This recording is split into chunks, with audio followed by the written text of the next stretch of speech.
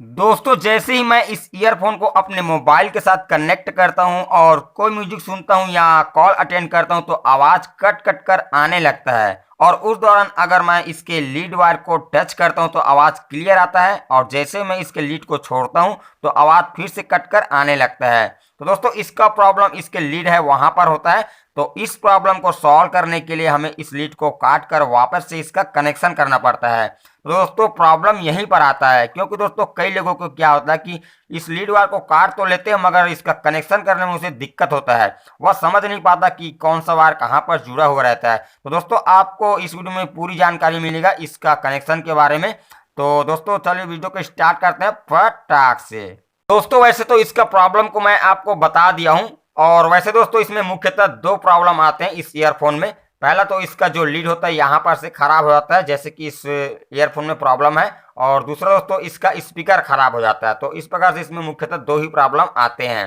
दोस्तों हम क्या करेंगे, यहाँ से कट लगाएंगे और इसका कनेक्शन वापस से करेंगे। तो उससे पहले हम क्या करेंगे, इसका जो सर्किट है ईयरफोन का वहाँ से खोलकर एक बार देख लेंगे कि वहाँ का जो वायर है वह सही तरीके से कनेक्टेड है या नहीं। तो उसके लिए हम इसका जो सर्किट है उसे इस तरह से ओपन कर लेते हैं।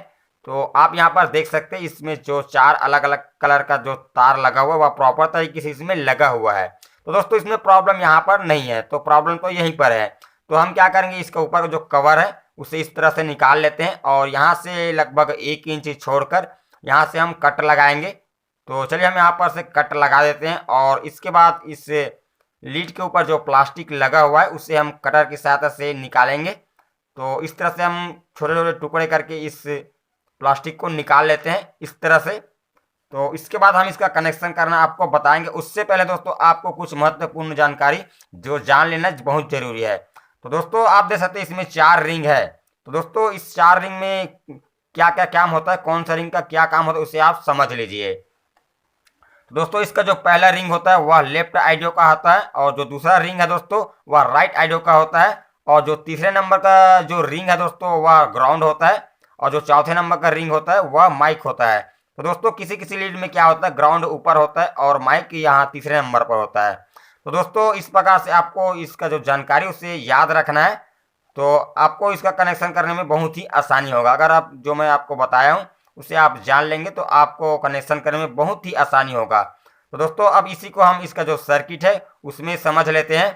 तो दोस्तों अगर आप कलर के हिसाब से यह समझते हैं कि यह ग्राउंड का होता है इस कलर का वायर और यह ये होता है, तो आप गलत सोच रहे हैं। दोस्तों इसमें कलर मायने नहीं रखता है, कोई किसी किसी में अलग अलग कलर हो सकता है। तो दोस्तों जैसे कि आप यहाँ पर देख सकते हैं इसमें का जो ब्राउन कलर का जो तार है उसके ऊपर जी लिखा हुआ है, यानी कि दोस्तों ये जो ब्राउन कलर का वायर है जिसे यह ग्राउंड वाली तार है। और इसके बाद दोस्तों जो ग्रीन कलर का तार लगा हुआ है उसके ऊपर आप देख सकते हैं यहाँ पर एल लिखा हुआ है। तो इसका मतलब यह है दोस्तों कि यह लेफ्ट आइडियो वाली तार है। और उसके बाद दोस्तों यहाँ पर जो थर्ड नंबर का तार है जो कि ब्लू कलर का है उसके ऊपर आर लिखा हुआ है, इसका मतलब यह राइट आइडियो वाली तार है। और लास्ट में दोस्तों रेड कलर का जो तार आप देख सकते हैं उसके ऊपर एम लिखा हुआ है, इसका अर्थ यह है कि यह जो तार है वह माइक वाला है। तो इस प्रकार से आपको पता कर लेना है और इसी के हिसाब से आपको कनेक्शन करना है।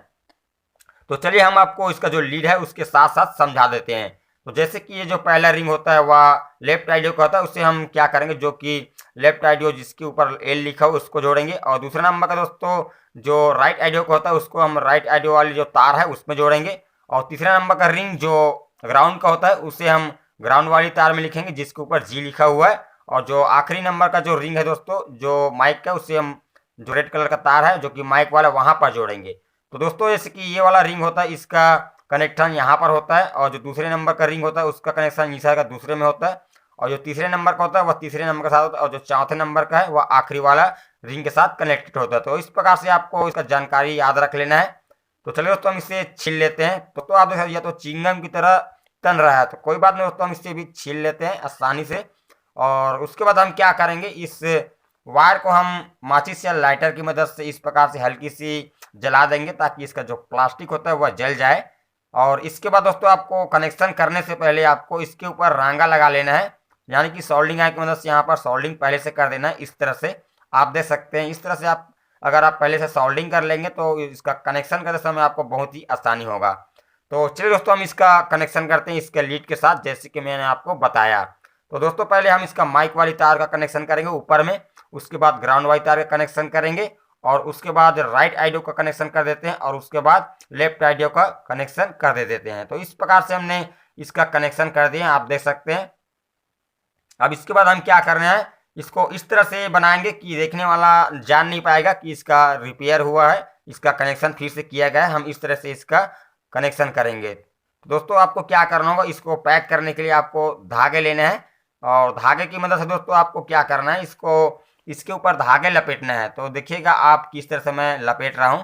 तो आपको इस तरह से धागे लपेटना है और जो लीड का मोटाई है उतना ही आपको लपेटना है, उससे ज़्यादा नहीं लपेटना है। तो इस प्रकार से आपको धागे लपेटना है और इसके बाद आपको फेविक्विक ले लेना है और उसके ऊपर एक दो बूंद डाल देना है और तुरंत ही दोस्तों इसका जो ऊपर का कवर है उसे लगा देना है, जिससे कि यह एकदम प्रॉपर तरीके से सेट हो जाता है इस तरह से।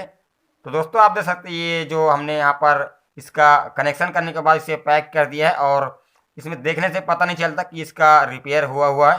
तो दोस्तों इस प्रकार से आप अपने ईयरफोन का प्रॉब्लम हो तो इस प्रकार से उसका प्रॉब्लम को सॉल्व कर सकते हैं और उसका कनेक्शन को कर सकते हैं। तो चलिए दोस्तों मिलते हैं नेक्स्ट वीडियो में एक और नई इंटरेस्टिंग वीडियो के साथ। तब तक के लिए जय हिंद, जय भारत, वंदे मातरम।